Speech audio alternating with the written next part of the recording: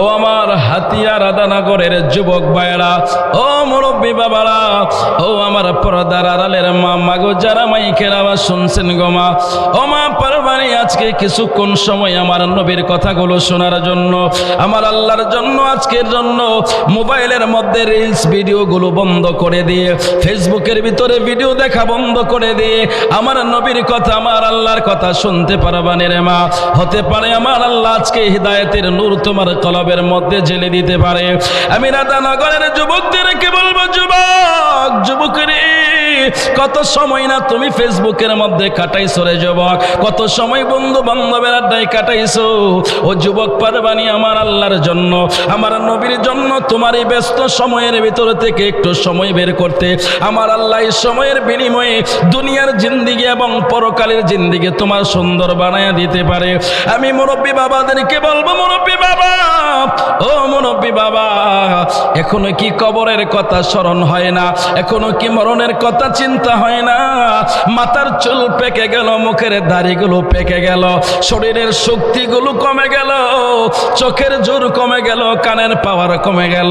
এখনো কি চিন্তা হয় নাই কবরে যেতে হবে? এখনো কি মরণের চিন্তা হয় না? আগেকার মুরব্বী মানুষগুলো রাতের পর রাত যখন গভীর রাত্রে ঘুম ভেঙে যাইতো আর গুনগুন করে কবরের কথা খেয়াল করে কান্না করতো, কথা বলেন ঠিক কিনা?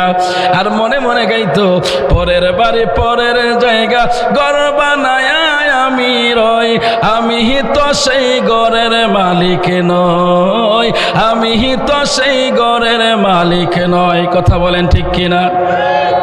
কিন্তু আজকে বড় আফসোস, বড় আফসোস, আমরা দেখি চাষটলের মধ্যে তাকাইলে 5 জন যদি যুবক থাকে, 10 জন মুরব্বী বেটাই চা খা আর টিভির দিকে চা, কথা কন ঠিক কিনা? হাই রে মুরব্বী মানুষ, মরণের চিন্তা নাই, কবরের চিন্তা নাই রে। রাধানগরের যুবক, ও রাধানগরের মুসলমান, আমার আল্লাহ মানুষকে বড় সমর আউস করে বানাইছে, মানুষকে বড় ভালোবেসে বানাইছে, আমার আল্লাহ মানুষকে আশরাফুল মাখলুকাত বানাইছে। আমার আল্লাহ কই, লাকাদ খালাকনাল ইনসানা ফি আহসানি তাকওয়িম।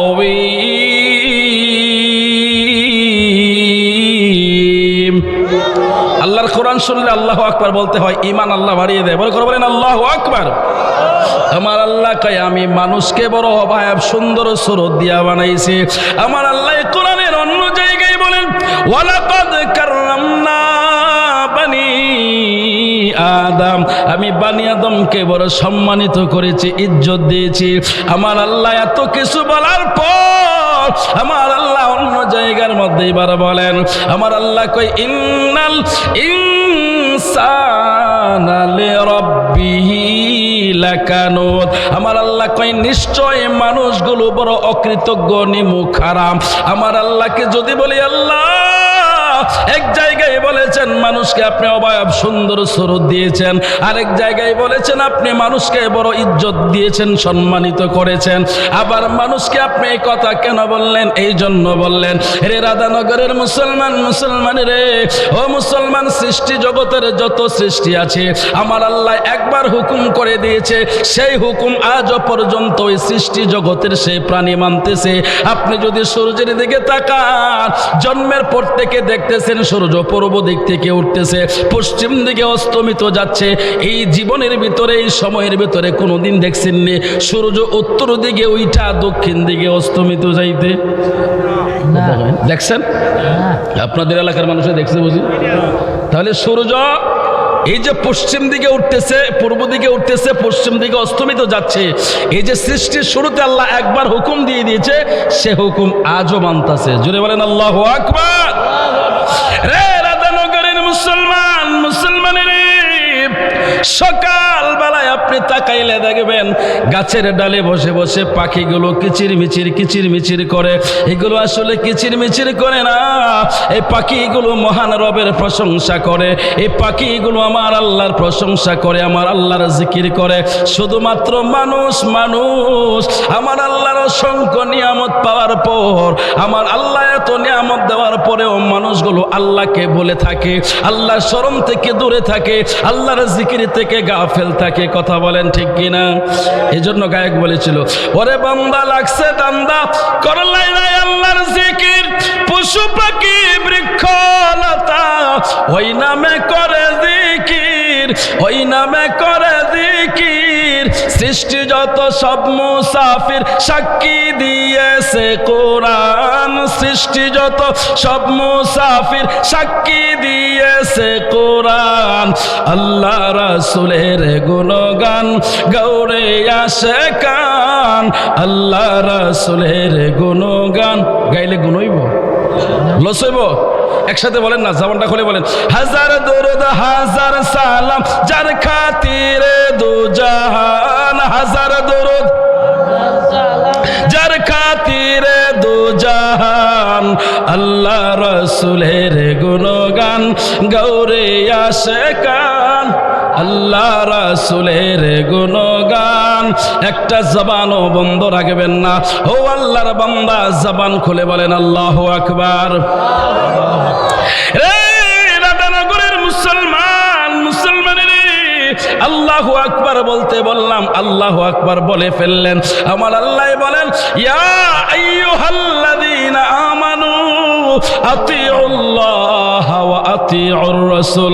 বান্দা যখনই আমি আল্লাহর ইত্তেবা করবা তখন আমার হাবিবের ইত্তেবা কইরো। সুবহানাল্লাহ। আর জোরে বলেন, যখনই আমি আল্লাহর ইত্তেবা করবা সাথে সাথে আমার হাবিবের ইত্তেবা করবা।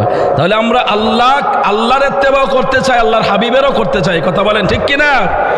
আমরা আল্লাহ এবং তার রাসূলকে মানতে চাই কি চাই না? আল্লাহ এবং রাসূলের ভালোবাসা অন্তরে রাখতে চাই কি চাই না? রে রাধানগরের মুসলমান, আজকে একদল কুসুক্রি ইহুদিদের এজেন্ডা, মাথায় টুপি পাগড়ি পাঞ্জাবি পরে সমাজের মধ্যে মুসলিমদের মধ্যে বিভ্রান্ত ছড়ানোর জন্য নবীর শান নবীর ইজ্জতকে নিয়ে টানাটানি করে। আমরা তাদের জবাব দিতে চাই কি চাই না? যারা আজকে আমার নবীর শানের চাদর ধরে টান দিতে চায় তাদেরকে বলতে চায়, এটা সেই সিলেটের পণ্যভূমি যেখান থেকে ইসলামের পতাকা, ইসলামের দাওয়াত, কালেমার দাওয়াত সর্বপ্রথম উঠেছিল। কথা বলেন ঠিক কিনা?